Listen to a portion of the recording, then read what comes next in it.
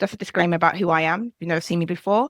I am one of the exceptional individuals. I am dyslexic, dyspraxic, have autistic and ADHD traits, a proud mother of an individual who has autism and has just graduated in animation. So I'm happy about that because that was stressful. I will talk about some of the things that you can do to reduce that, which means the reason why I'm sharing this with you, because I believe, this is just my own personal philosophy, labels are for jars and not for people. No matter what I label myself as right now, I'm still a person, which means I have high sensitivity to criticism. So please be kind. It also means I talk really fast, sometimes can slur my words, because even though I've shared dyspraxia and autism and everything else, it means something completely different to me than it might be to you. I'm expecting you to be sort of more advocates, allies, and sponsors, people that just literally see me, hold space, take up space, but are also able to appreciate that space isn't perfect. That's where we are at. That's how I feel seen, heard, and valued. So that I feel like, oh, I'm going to show up tomorrow because of that, because I feel like I've stated what I need from others. What helps you do the same? What helps you feel seen, heard, and valued? Before we get into everything today, I just want to make sure that you are appreciated for your time and energy and effort. But I want to know what that means to you, what that translates to. For me, it could look like giving people time to process. So pace. Patience is a great one, right? Somebody doesn't understand something, being able to explain it in a different way to help them gain understanding. Okay, great. Fantastic. Listening. Absolutely. Sometimes we as human beings listen to an extent of just waiting for our turn. Maybe it's not about my turn. It's more so about how can I engage in this conversation. Ability to ask questions, empathy, open communication, taking the time to listen, to understand and adapt accordingly to make everyone's life easier. Acknowledging, education, all of this, loving all of this and more. Helpful, being helpful. What else have we got? Being part of a community of like-minded people, patient, explaining, clarity, transparency, time to think things through, knowing the agenda in advance. Hopefully I did that a little bit.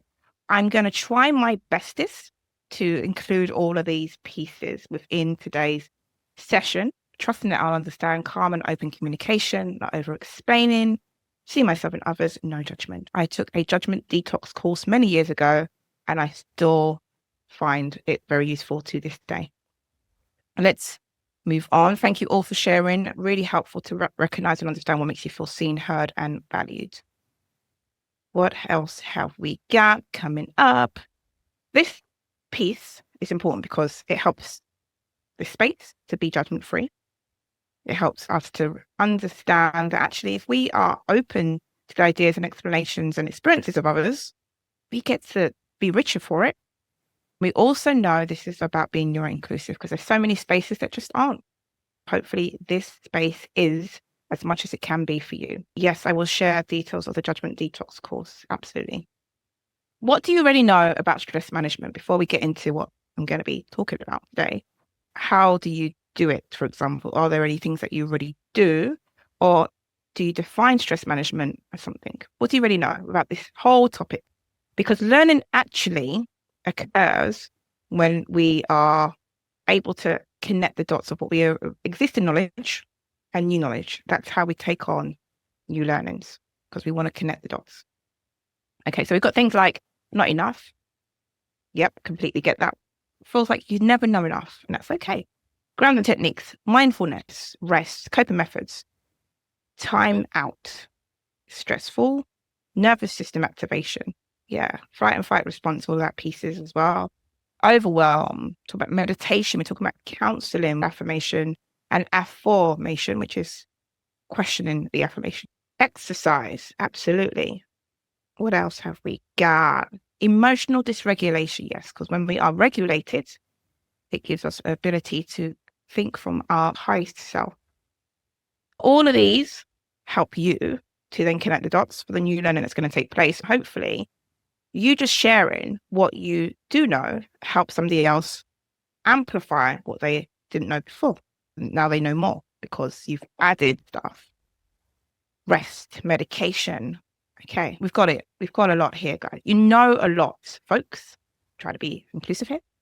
Let's imagine that this session on neurodivergent stress management is over. We are done and it's over already. What would you have learned? What is it that you aren't able to do right now that you want to know or want to be able to do? What do you want to learn more of? We've got healthy stress management. How to manage my stress in a working environment. Fantastic. How to acknowledge when I've reached 80% capacity. That's a good one. Balance in life to prevent stress. I'm already doing all these things, but it still feels like it's not enough. Sometimes it's a shift, right? A shift of what you're doing less to gain more, like slowing down to speed up. Is that logic? Explaining how stress affects me differently to others, being able to take a step back, how to avoid procrastination at least stress. That's an interesting one. Procrastination for me, I'm always thinking you procrastinate when there's ambiguity. You're not sure of the steps, so you procrastinate. It's one of the factors anyway. Coping methods, how to swap negative thoughts with empowering ones. Simple framework, overview on what works for me. I'm not trying to do all the things I should do to sort my own stress out. And how to control overwhelm connects to dysregulation, accommodations for work, at home to prevent stress, and some practical one-size-fits-all generic advice really works for me. Great, fantastic, because you're going to be able to get something that works exactly for you by the end of this. Big promise. So we'll see. Feeling emotionally more energized and less exhausted, how to progress with all things in balance. Amazing, right? But just to manage those expectations, it's more than likely you're going to get some of these things, but just not all of them, all at once at least. And with that in mind, this is the agenda for peace or the resistance. Part 1, we're going to talk about recognizing then and managing the stress piece. It's probably more like recognizing. And then we're going to talk about the building resilience piece, maintaining well-being. This is where I'm going to be giving you a toolkit. I might share all of the things. You basically have to, like a sweet shop, don't know if anyone's old enough to remember Woolworths, you pick what you like. Creating, and then you create a positive work-life balance for the long term. We talk about maintenance of the stuff. How do you make it embodied? How do you embody this so it doesn't become separate from you? It is just part of you. That's what we're going to be doing. Before we get into the meat and potatoes, just a factor around the intersectionality of this piece. Certain things will stress you that might not stress others. And that piece that we talked at the beginning, there's certain things that stress me that doesn't stress you. Why is it important to factor in intersectionality when we're talking about neurodivergent stress management? Just a really quick one about intersectionality. It's that piece around race, class, sexuality, gender. It's all of that, all parts of you holistically. Why would it be important to talk about this or just even factor in when we're talking about stress management? Absolutely. Cultural expectations and responsibility. Because everyone's experiences are uniquely different from one another. Because everyone's different. Yeah, it's just like when we are neurodivergent individuals, our lived experience is going to be different when you add into the mix those different factors that intersect. Support for stress within ND is scarce enough without excluding for our differences make life tricky. Yeah, it's about bringing it all in. Everyone's voice is being heard. Just going to go back to that slide. The interconnected nature of social categorization. We're talking about your race, your class, sexuality, gender, all the pieces that basically are used to identify us. Why would that mean that stress management might look different for us from person to person? Everyone is different. We have different ways of perceiving and experiencing. Lack of awareness is stressful. Certain expectations and having a humanistic relationship. Yeah, I don't know about you, but when I'm having to explain to individuals about my neurodivergent traits on top of my gender, on top of my race, it can become very exhausting. That can stress me out. So I don't do that. That's one of the techniques I teach you here. Marginalized people have constant background stress, others don't. We all experience life differently. Intersectionality is different from equality because one is, I guess, a practice, as in equality, where you want equality, but intersectionality is not I'm either practicing equality or I'm not. Intersectionality is always going to be there. It's in that respect, and hopefully I haven't messed that up too much, but it's almost like saying this is the identity of an individual and this is how I present. Then the other piece is this is what I expect the world or how the world should be to help me belong. That doesn't always happen. It doesn't go hand in hand. Okay, asking me the questions today. I like it. Let's define stress. Stress is different for everyone. What stresses you out? What's this meaning to you? How would you personally define stress? Let's educate everyone at the same time about what stress looks like for you, because again, we're all different. It could be shutting down, overwhelm, too many things all at once, dysregulation, unrealistic pressure, the end of the world, adrenaline, no adjustments, a big heavy weight, headache, racing thoughts, and wanting to curl up in a ball, like literally rocking in the corner. I've been there trying to figure out what I could do, right? Some of the things that we're experiencing here are our truths, are what happens for us. That's got to be validated and got to be acknowledged. So thank you so much for sharing this. This is how stress looks like for you. This is how you're defining stress. We're talking about the shutting down piece. We're talking about the fear, too many things on, uncomfortable feelings, right? Keep adding to this because depending on the context, it might change. Okay, overworked is there as well. Thank you so much for sharing that. Mentalhealth.org.uk defines stress as this. It can be positive, right? It could drive us, it could help us, and it can help us perform better in certain situations.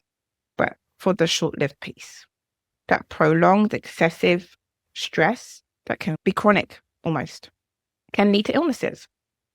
If you've ever had to take time off from work, if you've ever had to not be around tech, go for a walk, all of those things, leading to health problems such as anxiety and depression. It's no different for us who are neurodivergent.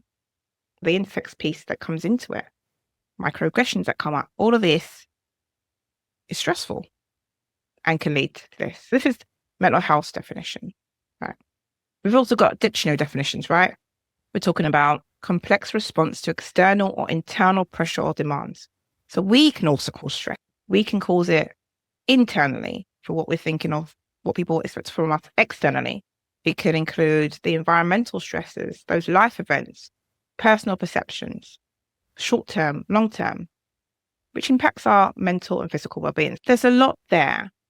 You might have recognized that resonates with you. Stress management is how to have a better relationship with stress. We just want to have a better relationship with stress. We know stress is there. We know that there are things that happen all the time that are out of our control. There are things that are in our control. But how do we have a better relationship with stress in order for it to be beneficial for us? I know this sounds like a foreign concept to some of us, but think about it. Whenever you are in a situational relationship with somebody, in order for it to be beneficial, that relationship has to change. It has to become better. So it's win-win. And that's what we're going to do with stress today.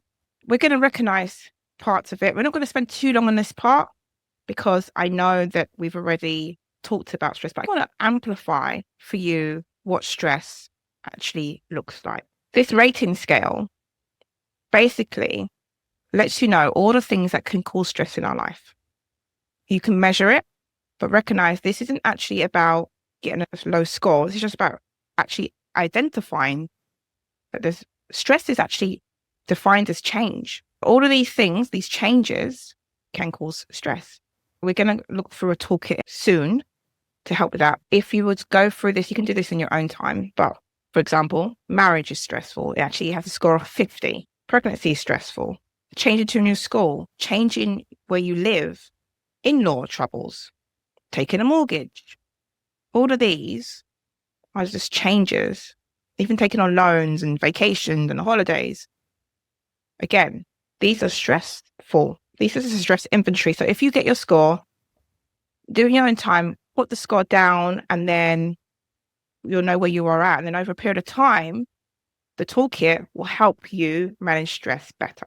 This is related to stress that happens at any time. It doesn't have to be actually at this time, because sometimes we have this ability to bypass what's happening with us and not deal with that, and which can be maladaptive, right? If it's happened in your lifetime, then that's stressful, and you haven't dealt with it, then that can be stressful because you're almost trying to push it down.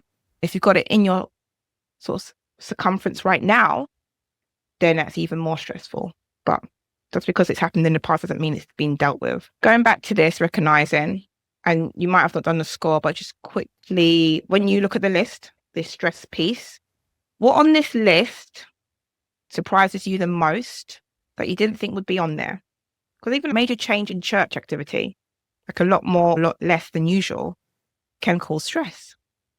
What from the list is the most surprising for you? The vacation piece. One recent moment I got stressed was when support staff in my block of flats didn't reply to my email when I asked them when they would support me with cleaning my flat. Again, it's stressful when we don't necessarily feel acknowledged. Marriage, yeah, surprising, right? Vacation, higher, number 43. So there's no surprise. There was an achievement. Yeah, because if you think about it, if you achieve something, then there's an expectation that other people are going to expect you to stay at that level. That can be stressful, depending on how you see that achievement. Okay, fantastic. We've got 7 so far. From that list, is there anything that surprised you? Beginning or ceasing formal schooling. It was very stressful to have a structured college experience and then for it to end. That for me was stressful because I didn't have that structure. I didn't have those friends I was seeing on a regular basis. No surprises, nothing shocked you. I only focused on big events.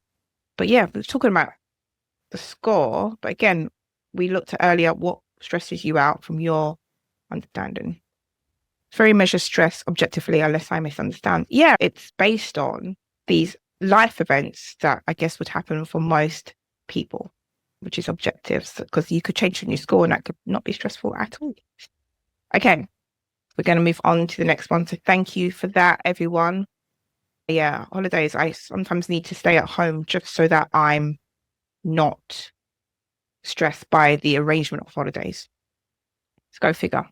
We're going to be looking at that stress management toolkit and the resilience piece, maintaining well-being. There's many toolkits you can use. These microaggressions, again, are stressful for me as well. Totally, Kate. Okay.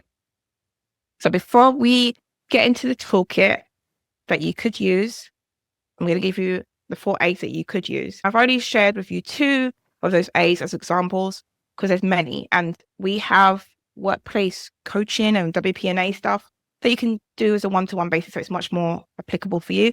But I thought the 4 A's is really good to remember.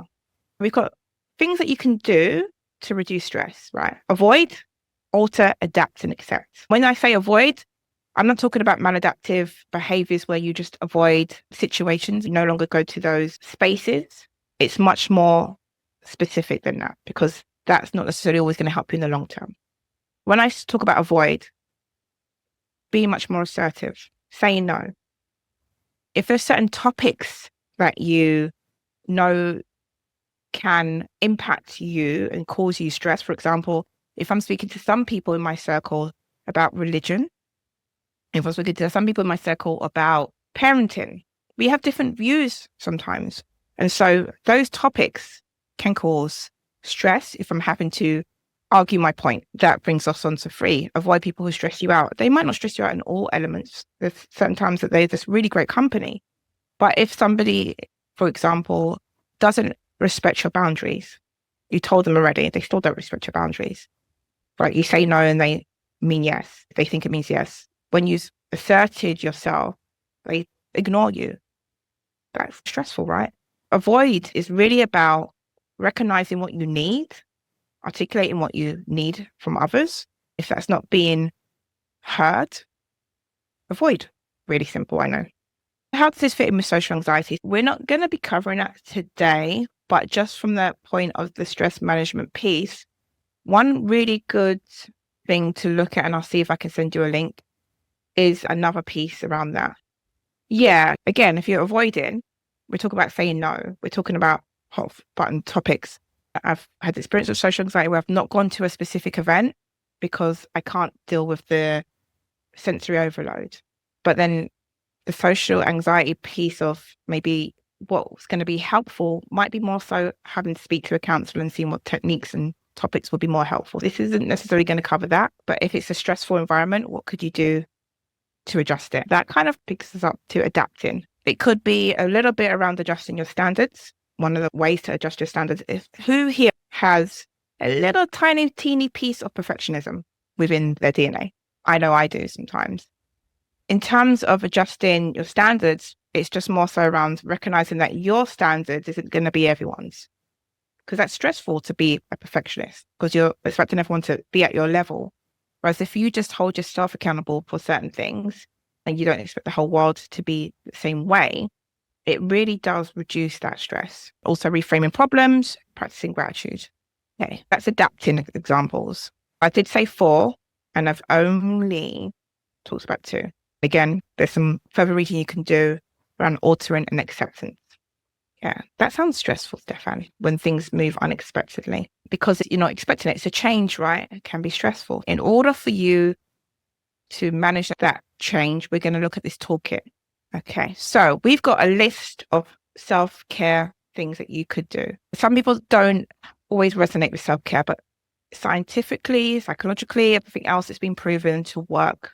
Gratitude, meditation, yoga nidra, all of these pieces. You're going to look through this list.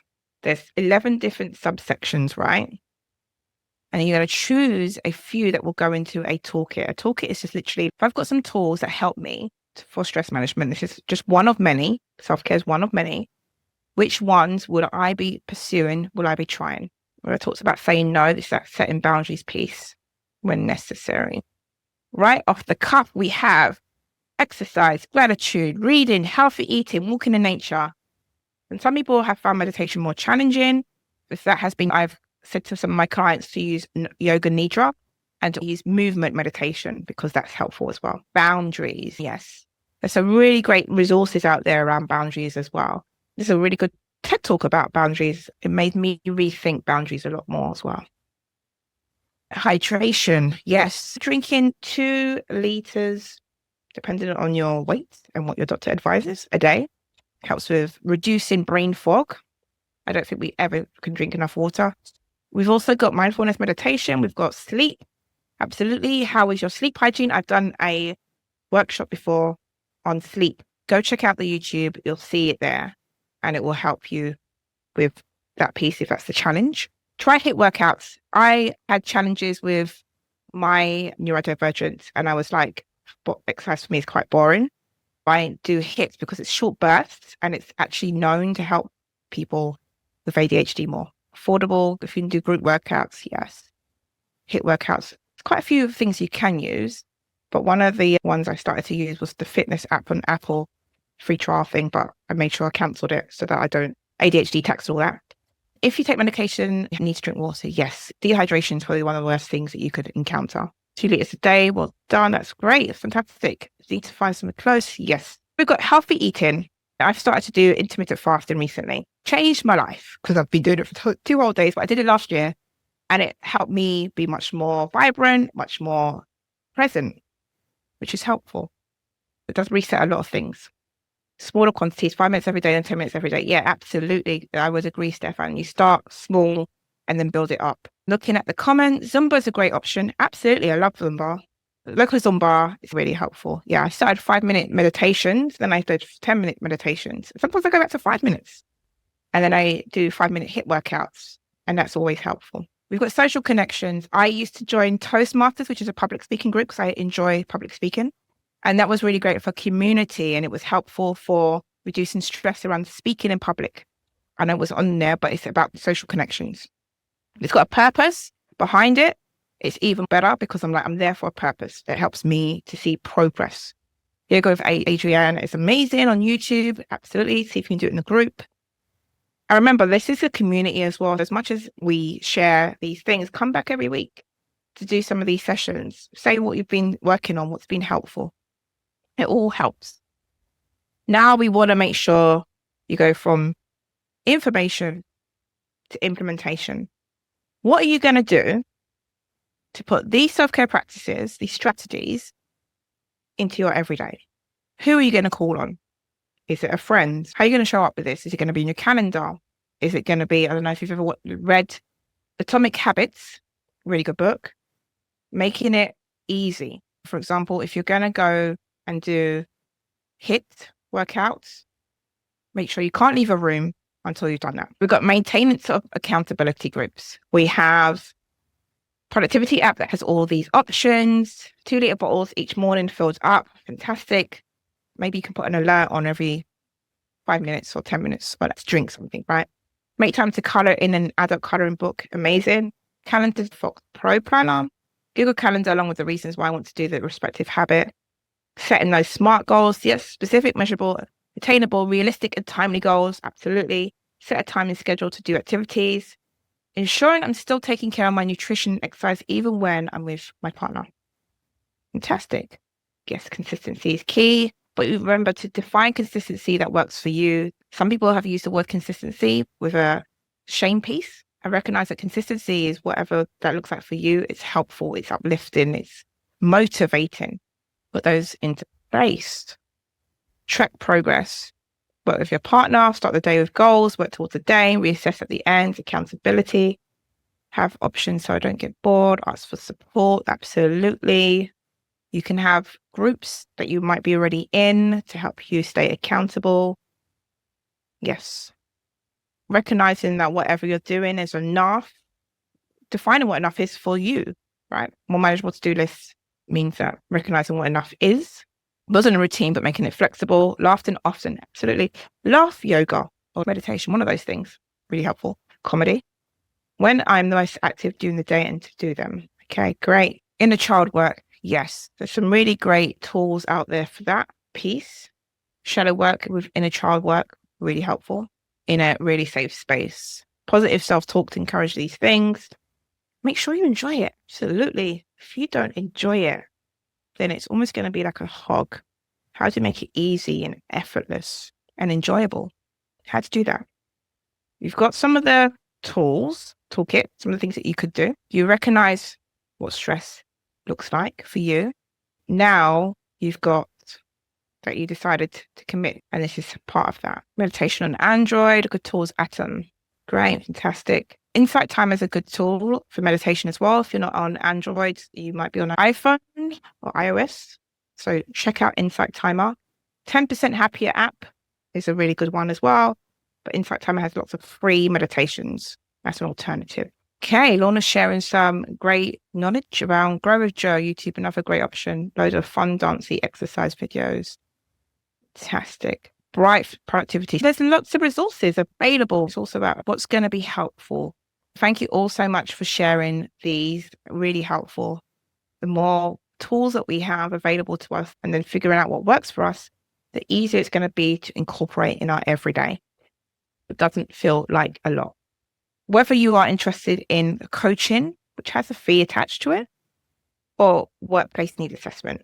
That way it's easier for you to fill out forms and remember all these things, because then one of my team members will be able to then send you the next steps. Hopefully that's been helpful. This is the question times. Pick a workplace needs assessment, even if you're unemployed.